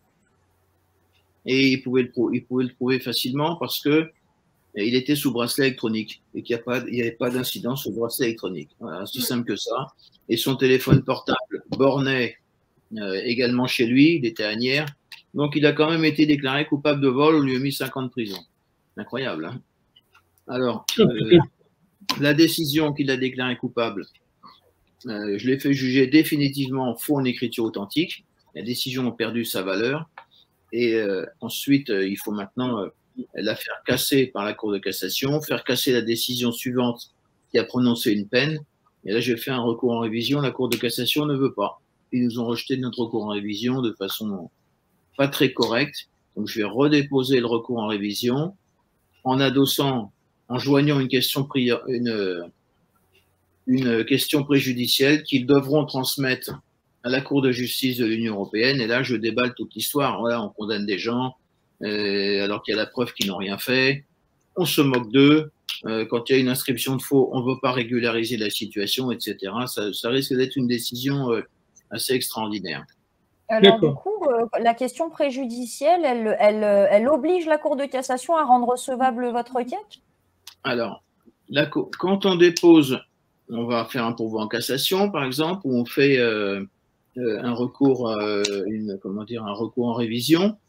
Quand la question préjudicielle est posée devant une juridiction qui statue en dernier ressort, cette juridiction a l'obligation automatiquement, sans aucune discussion possible, de transmettre la question préjudicielle à la Cour de justice de l'Union européenne. Et même si elle décide que votre requête n'est pas recevable, ils peuvent elle doit d'abord transmettre, ça c'est leur manière de faire, mais en principe, ils ont l'obligation de transmettre à la Cour de justice de l'Union européenne qui va leur dire vous devez appliquer comme ci, comme ci, comme ça, donc la requête, elle sera recevable. Hein, elle n'est pas recevable d'après votre façon de faire, mais en fonction des textes européens, procès équitable, etc., on doit rétracter les décisions parce que le régime, les conséquences du régime les conséquences en matière de régime juridique pour les décisions civiles ou pour les décisions pénales, c'est pas la même procédure. En matière civile, lorsque l'on veut faire un recours en révision, il faut le faire dans les 2 mois à partir du jour où la cause du recours en révision est apparue. Bon, c'est automatique. Après, si on a une bonne cause, si on respecte le délai de 2 mois, si on agit après le délai de 2 mois, c'est fini. Si on agit avant le délai de 2 mois, c'est bon, ça marche. Tac. Dans l'affaire Michel Pinturo, il y avait un recours en révision qui a été formé et toutes les décisions qui constituaient la suite du jugement qui avait été jugé faux en écriture authentique ont été annulées ou rétractées. En matière pénale, c'est différent. Il faut aller devant la commission de révision qui vous dit on est d'accord, on n'est pas d'accord, on vous rejette. Bon, voilà, il n'y a que 13 cas de recours en révision depuis, je sais pas, la Libération ou peut-être avant même. Hein. Mais du coup, là, il y a un délai aussi au pénal pour la Cour de révision et examen. Il n'y a pas de délai. Il n'y a pas de délai, mais on peut faire ça sans avocat? Le recours en révision, on peut le faire sans avocat, je crois, ouais, il me semble. Ouais. Au pénal, hein. Au pénal, il y a une différence. Le pourvoi en cassation en matière pénale n'est pas soumis au même régime juridique qu'en matière civile. En matière civile, il faut un avocat à la Cour de cassation obligatoirement. En matière pénale, le justiciable peut faire un mémoire personnel sans recourir à un avocat à la Cour de cassation, mais les délais sont assez courts. De manière à essayer de... Là, c'est pareil, pour déposer la question préjudicielle, le justiciable peut même saisine de la Cour de cassation pour révision et réexamen au pénal. Et si c'est en matière pénale, on doit pouvoir le faire soi-même. D'accord. Parce que du coup, l'outrage public, ça n'existe pas dans le code pénal. Alors, outrage, c'est particulier, c'est outrage à magistrat. Non, à policier, outrage à policier, mais sur des vidéos, pas à personne. C'est des vidéos. Normalement, si le discours litigieux a été prononcé en public, l'infraction n'est pas constituée, je pense. En tout cas, pour les magistrats. Si. Pour la juridiction de Grenoble, oui. Pour le procureur de la République, oui, puisqu'il a insisté pour qu'il y ait un appel, parce que j'avais été relaxée, évidemment. La juge de première instance a considéré que ça n'existait pas, mais le procureur n'étant pas content, il a fait appel. Et j'ai été condamnée en appel pour donc outrage à cause des vidéos. Il aurait fallu faire un pourvoi en cassation. Parce que Ouais. dans l'affaire Henri Guénaud, effectivement, il y a une juge qui avait violé la loi. Elle s'appelle Sophie Portier. Et Sophie Portier a été rasée, a été cassée sans renvoi par la Cour de cassation. Henri Guénaud avait été condamné pour outrage à magistrat dans un procès gravement entaché par des irrégularités. Il ne pouvait pas être condamné. Donc la Cour de cassation a cassé sans renvoi. Et la cour de révision et réexamen, ça pourrait être une alternative à un pourvoi en cassation classique? Parce que là, on est à 2 ans de la condamnation. Hein. Oui, mais il n'y a pas de délai en matière pénale, mais il faut regarder exactement comment c'est libellé, quoi. Voilà. Non, mais c'est des... Malheureusement, on s'aperçoit que les procureurs aujourd'hui font ce qu'ils veulent en France. J'ai vu une personne, là, on la met en prison pour rien pendant 4 mois. La personne, pour sortir, il faut payer une caution. 3 ans après, on ne lui a toujours pas rendu sa caution. On doit lui rendre la caution depuis le 20 juin 2020. Voilà. Et depuis plus de 3 ans, on refuse de lui rendre sa caution. Ça se passe à Senlis. Il y a des procureurs qui décident que ils n'appliquent pas les lois. Normalement, ils sont chargés d'appliquer les lois. Ben non, là, ici ou là, on applique quand on a envie. C'est le problème. Nous, alors, à Grenoble, avec le MAPIF, on essaye de réunir les parents qui le désirent pour déposer des plaintes contre le procureur, les magistrats qui ont placé nos enfants en situation d'esclavage sexuel chez leurs agresseurs, par exemple, ou placés en détention dans les foyers. Est-ce que vous pensez que c'est des actions qui pourraient porter au pénal le fait d'avoir un certain nombre de parents qui se retournent pénalement contre le procureur et les juges? Il faudrait essayer d'être assez précis et voir comment on peut faire pour les forcer à sortir de ce système infernal. C'est absolument incroyable. C'est de la barbarie institutionnelle et puis il faut maintenant aussi, comment dire, au-delà des procureurs, il faut aller vraiment activer, faire dans chaque département, faire la liste de tous les parlementaires, tous les sénateurs et leur dire, bon, maintenant, vous ouvrez une commission permanente d'enquête départementale hein, pour aller faire des enquêtes et regarder les dossiers qui vont pas, etc. etc. Oui, ça c'est important, ça, François. Mais bien sûr, ces gens, il faut qu'ils travaillent, ils doivent faire le travail, hein, parce que sinon, c'est pas possible. Et puis, il y a aussi le cas à l'échelle nationale de l'association Les Apprentis d'Auteuil, parce que vous savez que ça, c'est une association qui reçoit énormément d'argent des aides sociales à l'enfance. Ils reçoivent par an 220 millions d'euros. Et dans une affaire, on a noté un détournement de fonds publics parce qu'ils ont perçu 12 000 euros pour surveiller un placement à domicile. Ils devaient effectuer 120 heures de travail et ils n'ont effectué que 20 heures de travail. Alors, comme dans l'affaire François Fillon, ils ont reçu de l'argent pour faire une mission particulière et ils ne la font pas. Donc ça pose problème. Donc, bien sûr, que les gens, on va essayer d'organiser vraiment une. Ça va être long, ce sera laborieux, mais il faut un commencement à tout.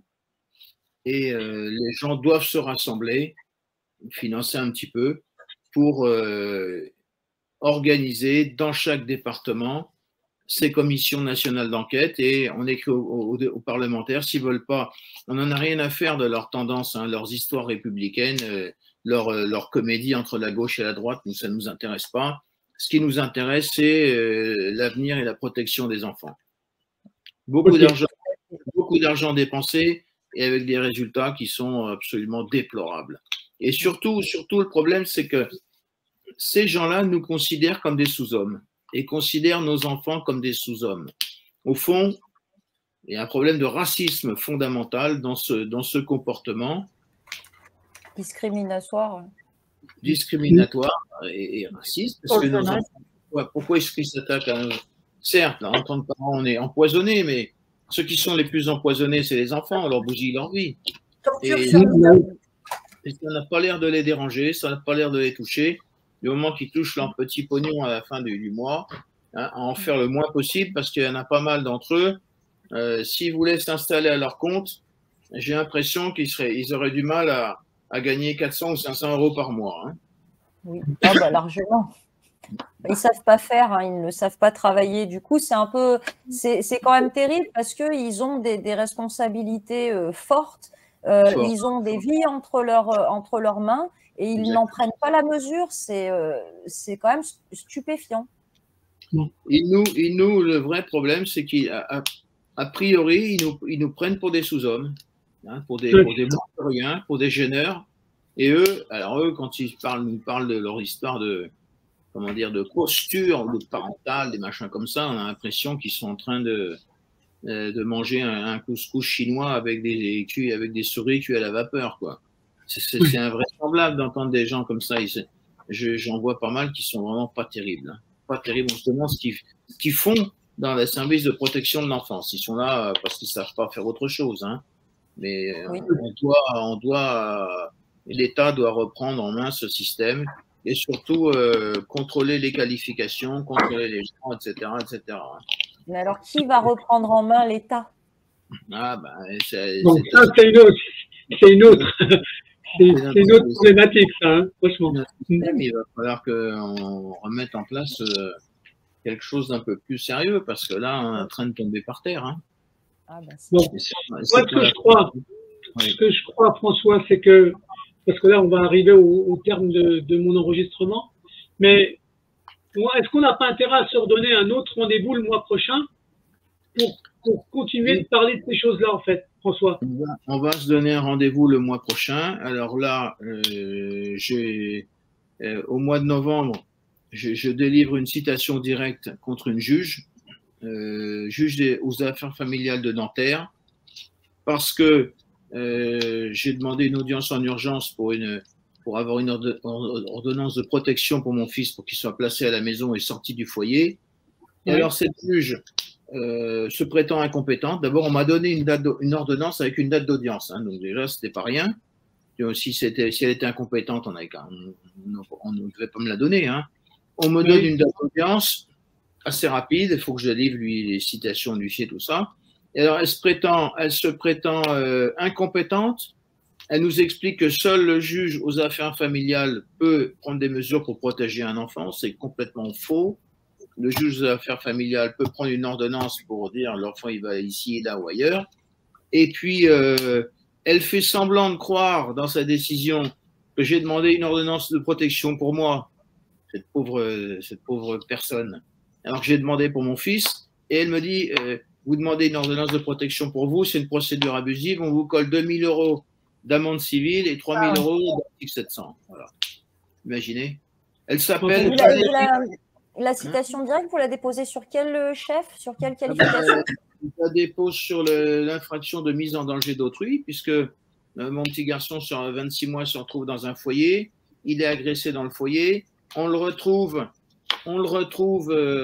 sur un quai du tramway, sa mère est à 10 mètres, on ne la voit pas sur la vidéo, il n'est pas dans une poussette, non mais c'est du délire. Et quand on lui explique tout ça, elle ne répond pas aux moyens, elle fait semblant de croire que j'ai demandé une mesure de protection pour moi, et elle m'explique que c'est une procédure abusive, allez, 2 000 euros d'amende civile, et puis 3 000 euros d'article 700 pour la mère de l'enfant qui n'était même pas là à l'audience. Du coup, en fait, ce que vous conseillez, c'est plutôt de faire des citations directes plutôt que de passer par des CPC ou des plaintes au parquet? Oui, c'est des citations directes, mais bon, après, le problème, c'est qu'il faut vraiment les structurer, mais cette affaire de mise en danger de la vie d'autrui, elle peut être assez facilement, à mon avis, utilisée, parce que quand ils envoient nos enfants dans les foyers ou ici ou là, et qu'il leur arrive des malheurs, eh ben, on peut quand même leur demander des comptes. Hein. Ils savent très bien qu'ils font n'importe quoi. C'est plus rapide, vous pensez, une citation directe, ou disons que ça sera peut-être plus… Au moins, on est sûr d'arriver devant un juge, quoi. On est sûr d'arriver devant un juge à condition de payer la consignation. Alors, des fois, ils nous mettent des consignations coup de marteau. 5 000, 8 000. 8 000 euros, la mienne. Voilà, 10 000 euros, voilà, pour empêcher les gens d'agir. 8 000 euros. Donc, eh bien, il va falloir On va réfléchir, mais ça va être. Ils ont le droit de mettre une consignation quand c'est un mineur en danger dans un foyer par une juge qui ignore, par exemple, qu'il y a eu des enquêtes pour viol dans le foyer, un exemple au hasard, et qu'on a la preuve qu'il y a eu un viol dans le foyer. Si on fait une citation pour un mineur, ils peuvent quand même mettre une consignation. Normalement, non, mais ils le font. Alors, ce qu'il faudrait, c'est faire le processus, c'est-à-dire que il faut faire appel de l'ordonnance de consignation et devant la cour de cassation avec une question préjudicielle et en racontant toute l'affaire. Et puis, on ira expliquer toutes ces monstruosités, toute cette barbarie institutionnelle devant la Cour de justice de l'Union européenne, quoi. C'est un processus, un travail. On va essayer de démarrer quelque chose, ce ne sera pas facile. Et malheureusement, il y a des millions et des millions de personnes qui sont dans cette situation-là. Moi, en ce qui me concerne, mon petit, il était placé à la maison, puis une espèce d'éducateur libidineux qui a dit, moi, je le prends, je le remets en famille d'accueil. Voilà. Incroyable, hein. Et quand je porte plainte, le procureur, oh non, il n'y a rien, tout va bien, hein. C'est un ami. Voilà. Ah bah. Voilà. Bon, en tout cas, je trouve que notre petit rendez-vous il est constructif et je pense qu'on a intérêt, Sabrina ou François, Gabriel, à renouveler ça à la fin du mois de novembre pour voir si on a fait évoluer des choses. On va voir si on a fait évoluer les choses. On va vraiment commencer à faire l'Assemblée générale pour constituer la première association. Et puis, il va falloir, dans chaque département, faire un comité local pour exiger que les parlementaires fassent le travail maintenant, au lieu de se rouler les pouces, hein, et d'aller faire le MAPIF sera ravi de vous accompagner ou de vous apporter soutien et aide dans cette entreprise. On va faire le maximum. Puis surtout, il faut que les citoyens de ce pays connaissent les noms de tous les présidents des conseils départementaux qui ne font rien et qui se contentent d'encaisser l'argent public et puis d'augmenter les impôts, parce que ça, pour augmenter les impôts… Ça fera partie de la fameuse carte de France dont je t'ai parlé tout à l'heure, François. Il faut faire une carte de France, voilà, avec le nom, le président, le parti qu'il représente, et de toute façon… Et les procureurs aussi, hein, parce que ensuite, ils ne font pas leur travail non plus, les procureurs. Éric Vaillant, il préfère passer du temps en interview que de faire son travail, du coup… D'accord. Et moi, ils m'ont déjà fait… j'ai été poursuivi une fois pour une infraction de destruction de biens publics à Albertville, vous imaginez? Je sors d'un tribunal, il y avait 2 portes vitrées. Quand il y en a une qui… au moment où je passe de la deuxième, elle se referme sur ma main, je la pousse un peu comme ça pour sortir. Et la procureure me poursuit pour destruction de biens publics. J'ai été relaxé, mais la procureure, 3 ans plus tôt, vous savez ce qu'elle exerçait comme fonction? Elle était danseuse d'étoiles à l'Opéra de Lyon. Ah, d'accord. Elle a fait une validation d'acquis? Apparemment, elle avait fait une espèce de comment dire, de formation juridique. Elle a passé le concours d'avocat, elle s'est fait dégager. On lui a donné un lot de consolation, on l'a fait rentrer dans la magistrature et quelques temps plus tard, elle se retrouvait elle se retrouvait procureur de la République à Albertville. Bon, ça veut dire qu'on peut devenir procureur en faisant pas grand-chose. C'est une bonne nouvelle, ça. Comment? Tout le monde peut devenir procureur? Non, je pense qu'elle devait avoir des copains quand même. Hein. Oui. Gabriel, il faut un certain réseau pour pouvoir arriver à ça, hein, d'accord? Ce qu'on va faire, dans nos associations, on va désigner des procureurs spéciaux pour faire des commissions d'enquête ici ou là. Hein. Et puis… Ça va être intéressant d'en reparler de ça et de détailler, maître, parce que du coup, vous avez quand même foisonné d'idées, c'est très bien. D'accord. Alors, moi, ce que je vous dis, est-ce qu'on peut se donner un nouveau rendez-vous le dernier vendredi du mois de novembre? Oui, normalement, oui, s'il y a encore de l'électricité en France. François, bien sûr. Donc là, je vais mettre le générique de fin, mais je vous le dis là, on se redonne rendez-vous à la fin du mois, le dernier vendredi du mois de novembre, pareil, à 21h, et on regarde où on en est, ce qu'on a fait avancer, ou comment évoluer certaines choses. Vous êtes d'accord? Oui. Voilà. Allez, à bientôt. Bonsoir. Merci maître, merci Christophe, et puis au mois prochain. On essaie de faire ce qu'on peut. Oui. On va travailler à la construction, François. Tu vas voir. On va travailler, on va avancer. Okay, il faut des organisateurs et des gens qui travaillent, qui participent. Il faut qu'on sache les noms des parlementaires qui foutent rien et compagnie. Hein. Bon, alors, on les aura. On va travailler sur ça. On va travailler sur ça. Ok, allez, les jeunes. Oui. Salut, je vous salue tous. À bientôt. Merci beaucoup. À bientôt.